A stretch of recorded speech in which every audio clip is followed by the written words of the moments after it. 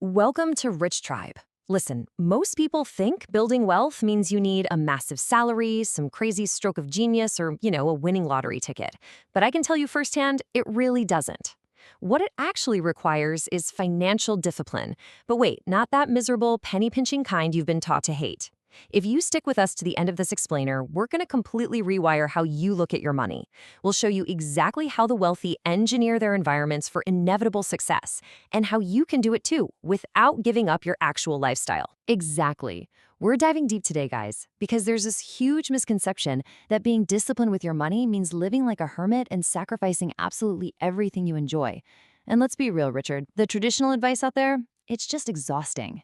Let's be totally honest about why tracking every single penny completely fails. You know the drill. People are told to download some budgeting app, log every single latte, and then obsess over it at the end of the month. But I'll argue that tracking every penny is exactly like tracking calories. It's tedious, it creates a ton of anxiety, and quite frankly, nobody lasts more than 15 minutes doing it before they burn out and just quit. You hit the nail on the head, Monique. Setting up a giant spreadsheet to track every $5 purchase, that's just a recipe for budgeting burnout. Because it relies entirely on willpower. And here's the secret, willpower is a finite resource. By the time Friday rolls around, your willpower is totally depleted, and you end up impulse buying anyway. And this brings us to a really critical shift in mindset. When you study people who actually build generational wealth, you realize they never rely on sheer willpower. Honestly, willpower is for amateurs. The wealthy engineer automated systems.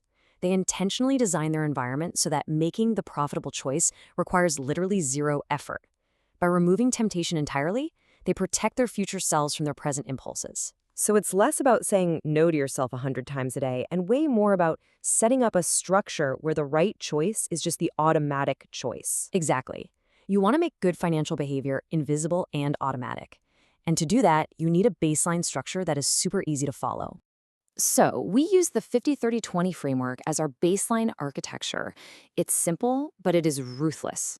You just divide your income into three broad categories.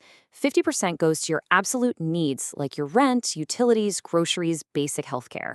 30% goes to your wants. This is your lifestyle, dining out, subscriptions, all the fun stuff. And the final 20% is strictly dedicated to savings, clearing debt, and growth investments. Okay, it sounds great in theory. The 50% for needs is usually pretty fixed. And the 20% for savings, you can just automate that. But that middle 30%, the wants, that is exactly where people hemorrhage cash. How do you realistically control that 30% without feeling deprived or just constantly swiping your card? That is exactly where you use digital partitioning. It's essentially a modernized envelope system. You allocate fixed funds into specific sub-accounts for specific spending categories within that 30%.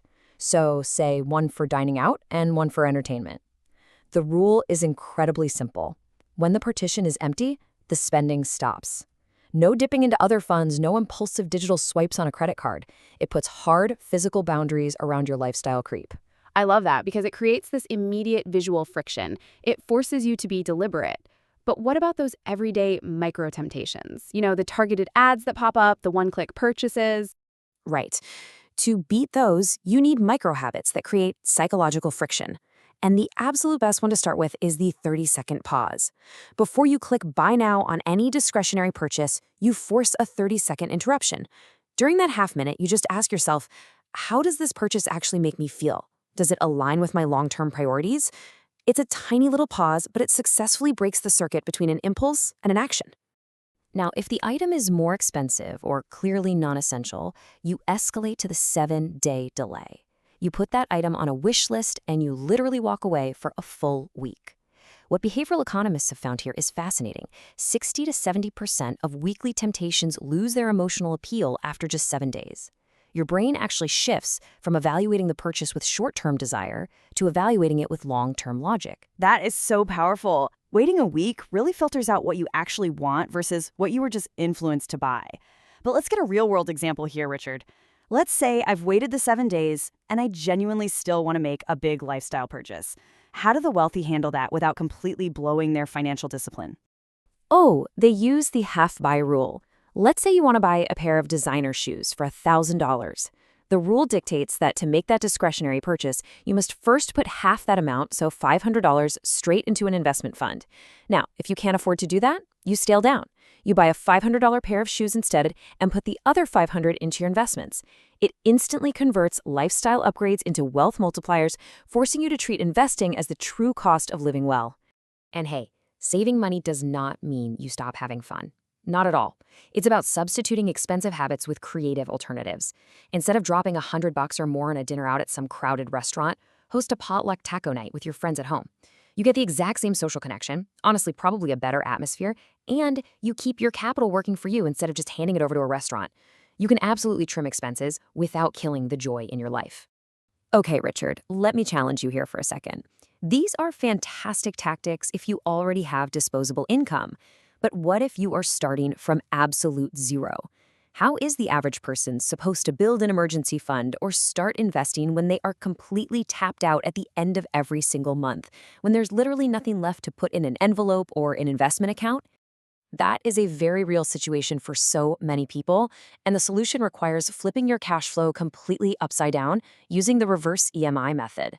So an EMI is usually a monthly installment you pay to a bank for a loan, right? Well, a reverse EMI means treating your savings and investments as an unavoidable auto-debited monthly bill that goes straight to yourself. You do not wait until the end of the month to see what's left over because human nature guarantees nothing will be left. You auto-deduct it on day one, you pay your future self first before the money ever even hits your spending account. And to fast-track that crucial first $1,000 emergency safety net, you've got to get tactical and liquidate dead capital immediately. Audit your accounts and cancel the $130 a month the average person bleeds on unused subscriptions. Turn the clutter in your closet into immediate liquidity by selling gently used items on apps like Facebook Marketplace or Poshmark. And honestly, pick up a temporary side hustle purely to fund that safety net. Those are highly actionable steps to get out of the danger zone quickly. Now, before we move on to reveal the ultimate financial superpower that really separates the wealthy from everyone else, we want to remind you to subscribe to Rich Tribe channel, like, comment, and share. Your support really helps us bring you more of these deep dive strategies. Absolutely. Definitely hit that subscribe button. Okay, now, let's talk about the underlying biology of wealth because understanding this is your true superpower. Building wealth is essentially a literal battle inside your brain. On one side, you have the limbic system. This is the emotional center of your brain, and it demands immediate rewards. It wants the dopamine hit of buying something right now. On the other side, you have the prefrontal cortex. This is the logical planning center that actually understands delayed gratification and long-term consequences. Financial discipline is simply the daily practice of overriding your limbic system and strengthening your prefrontal cortex like a muscle. And when you start strengthening that muscle early, the results are just staggering. It points right to the massive power of time. Precisely. Let's look at a classic comparison. If someone starts investing just $200 a month at age 22 compared to someone who waits until age 32 to invest that exact same amount, the person who started earlier will accumulate substantially more over their lifetime. And it's not because they work harder or even because they have a higher income. It's simply because they delayed gratification and let time and compound growth do all the heavy lifting for them. The most important thing to remember here is that delaying gratification is not about endless deprivation. It is not about saying no to everything you love. It's about choosing the second marshmallow. It's about saying yes to what matters most to you. When you choose to save and invest instead of spending on a random impulse, you are literally buying yourself options. You are creating the flexibility to change careers, move to a new city, or handle emergencies without panic. And that, my friends, is true freedom. I want to leave you with this really powerful thought. Successful people do consistently what others do occasionally. Financial discipline isn't one massive, painful sacrifice. It is just the culmination of hundreds of small, intentional systems running quietly on autopilot. So we want to hear from you. Take a hard look at your own life right now. Are you engineering a system for future wealth, or are you just relying on Friday's totally exhausted willpower? What is the one single system you are going to automate today? Let us know down in the comments.